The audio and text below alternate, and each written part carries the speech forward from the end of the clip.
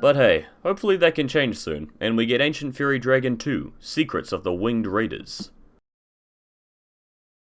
Now that we've gotten Black Winged support, when are we going to finally get that Ancient Fairy Dragon evolution, Fairy Dragon GX? Now, if we could actually get some more high quality support for the other Signer Dragons, we'll all be happy. As long as it's not Black Winged Dragon. Is this what he felt? The first time he wielded such power? In 2023, I made the Ancient Fairy Dragon Archetype analysis, and the quote marks around the word were entirely warranted. It was part of my series reviewing every Signer Dragon in Archetype analysis format, so it was necessary, but in 2023 it only had two monsters, Ancient Fairy Dragon and the manga version. However, as a New Year's surprise in 2024, we finally received news of Ancient Fairy Dragon support after so many years, so now it's my responsibility to come back and finish what I started properly.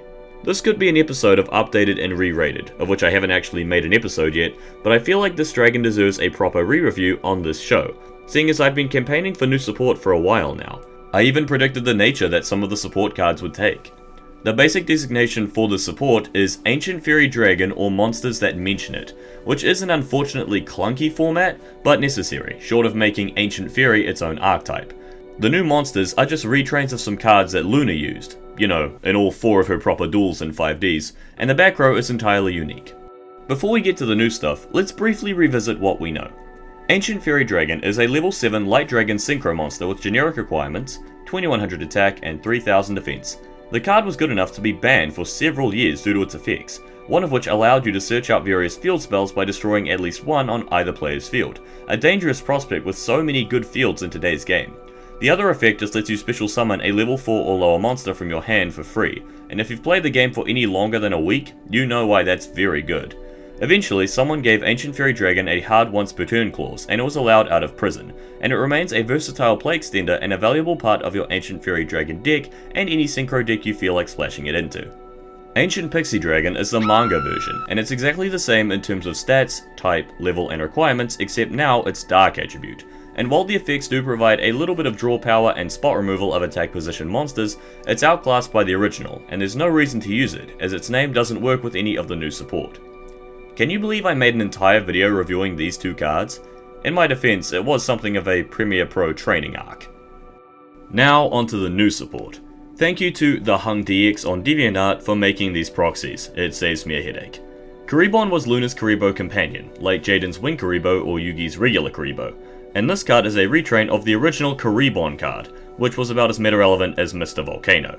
Kuribon the Fairy Spirit is a level 1 light fairy monster with 300 attack, 200 defense and the following effect.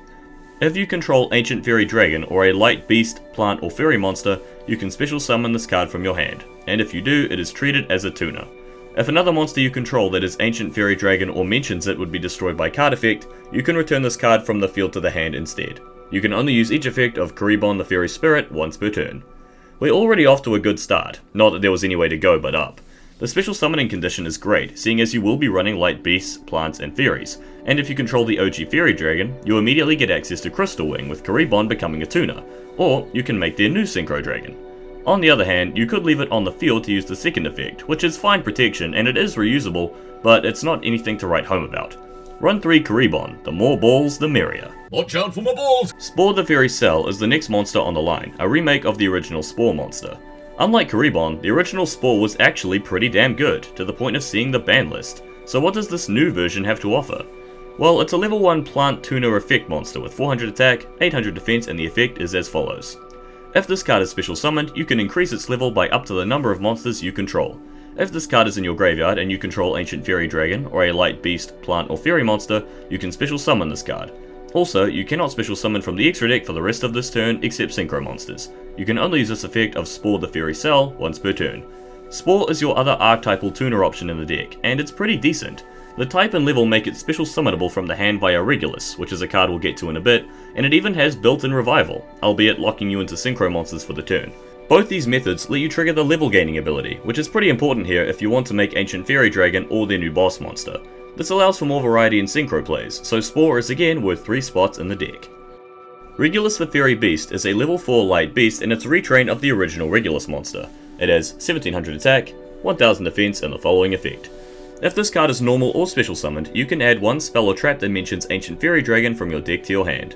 During your main phase, you can special summon one level 4 or lower light, beast, plant, or fairy monster from your hand in defense position. You can banish this card from your graveyard, then target one field spell in your graveyard, place it on the bottom of the deck, then draw one card. You can only use each effect of Regulus the Fairy Beast once per turn. Regulus says a lot, and it's all pretty good. Instant search of your support cards upon any kind of relevant summon, additional field presence with no extra deck restrictions, and graveyard recovery of your field spells plus a free draw. There's no real downsides to Regulus aside from the once per turn limitations. He's got a good level, decent stats, he advances your plays, and he's definitely worth maxing out on. So, after all this time, years of the original card rotting in prison, seeing Stardust Dragon and Red Dragon Archfiend get more forms than Goku, we finally get the evolution of Ancient Fairy Dragon. Ignoring my previously suggested brilliant naming schemes, this is called Ancient Fairy Life Dragon. It's a level 8 Light Dragon Synchro monster with generic summoning requirements, and the effect is as follows. If this card is Synchro summoned, you can draw one card. Or, if the World of Spirits is on the field, add one Light Beast, Plant, Fairy Monster, or one Eternal Sunshine from your deck to your hand instead. You can only use this effect of Ancient Fairy Life Dragon once per turn. Your Ancient Fairy Dragon, and monsters that mention it, can attack while in face-up defense position. If they do, apply their defense for damage calculation. After all this time, we get a monster that isn't too shabby, all things considered. It's hardly Ancient Fairy Quasar Dragon, but it gives the deck its new main playstyle. A more appropriate name would perhaps be Ancient Fairy Super Heavy Dragon, seeing as it lets your Ancient Fairy monsters attack from defense mode. With later support, such as that earlier mentioned Eternal Sunshine card that we'll talk about later, defense mode is exactly where you want your monsters to be. The on-summon draw is nice, or if you have their field spell up, you get specialized searching. The only complaint about this card I have is the same thing I complained about with the Black-Winged Assault Dragon, the name. Ancient Fairy Life Dragon is not actually an Ancient Fairy Dragon monster. Thankfully, it does specifically mention the monster within its effects, but the name means that you can't special summon Spore or Kuribon off of controlling this thing. However, that's the biggest gripe I have about this card, it's very minor, and overall I think that Ancient Fairy Dragon GX was well worth the wait. So what is this The World of Spirits I've been hearing about for a few cards now? Unsurprisingly, it's a field spell card with the following effects. When this card is activated, you can add one monster that mentions Ancient Fairy Dragon from your deck to your hand. You can only activate each of the following effects of the World of Spirits while you control a level 7 or higher Light Dragon Synchro monster. Each time a monster is special summoned in attack position, change it to defense position. Once per turn, during the end phase, destroy all the turn player's attack position monsters. You can only activate one The World of Spirits per turn. First effect, very nice, solid searching, lets you get any piece of your combos that you need. Second effect, it's alright, stops attacks from your opponents, possibly lets you run over their lower defense points, though Link monsters can't care less about this thing. Third effect, oh, so that's how they deal with the Links. It's a well-built field spell for this deck, boosting consistency and adding a small floodgate as well with the second and third effects, provided you have the monster to fuel it. It does stop you from playing Links for more than a turn, seeing as it blows up your monsters too, unless you control something like Beauregard Dragon, but you'll be focused on your synchros anyway if you're playing this deck as intended. Just make sure not to blow it up with Ancient Fairy Dragon on the same turn as you activate it, seeing as you can only activate one of these per turn. Obviously, you run 3 of these. It's very easily searchable via Ancient Fairy Dragon, Terraforming, and the new support cards. Eternal Sunshine is their last card, and it's a continuous trap card.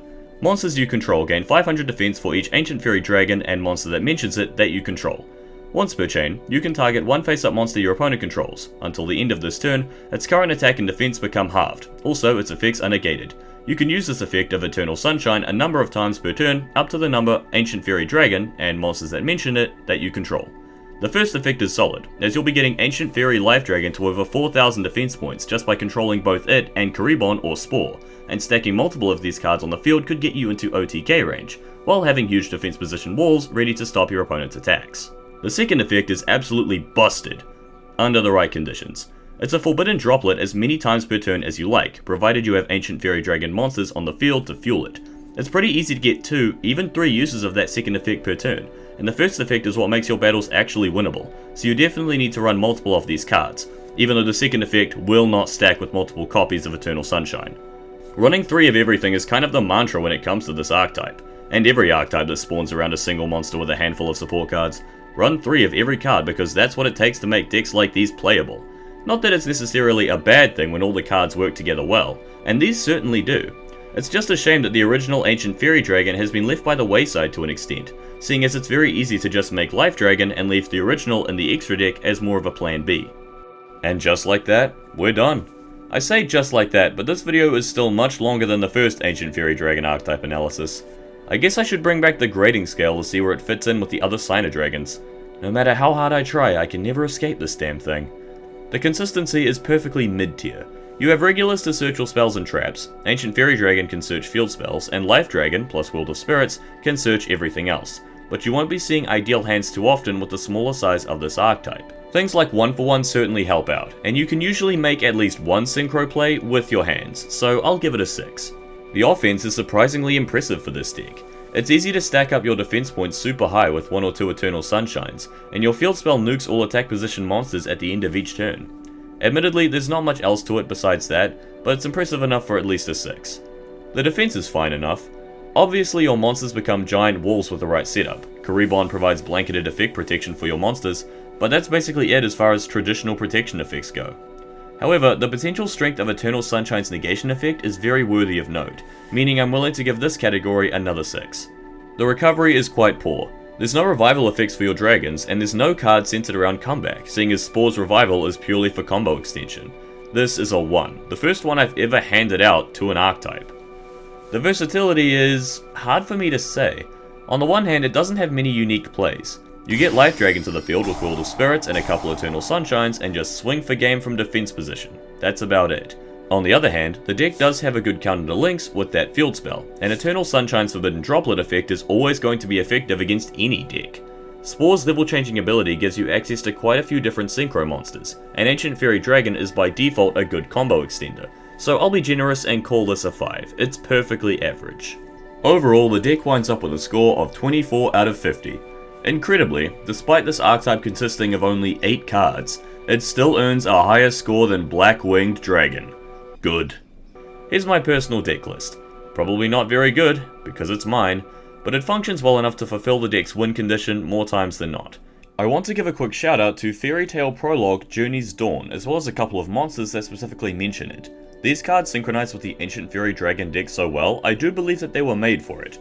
However, as they're not specifically part of this group of cards, they will not be getting special spotlights in this review, but they are very well worth mentioning. Like I said at the start of the video, the Ancient Fairy Dragon support was about what I expected. Specifically, Ancient Fairy Dragon support based on Luna's few main monsters. However, the unexpected playstyle introduced by Life Dragon was a pleasant surprise, as was the power of their new trap card.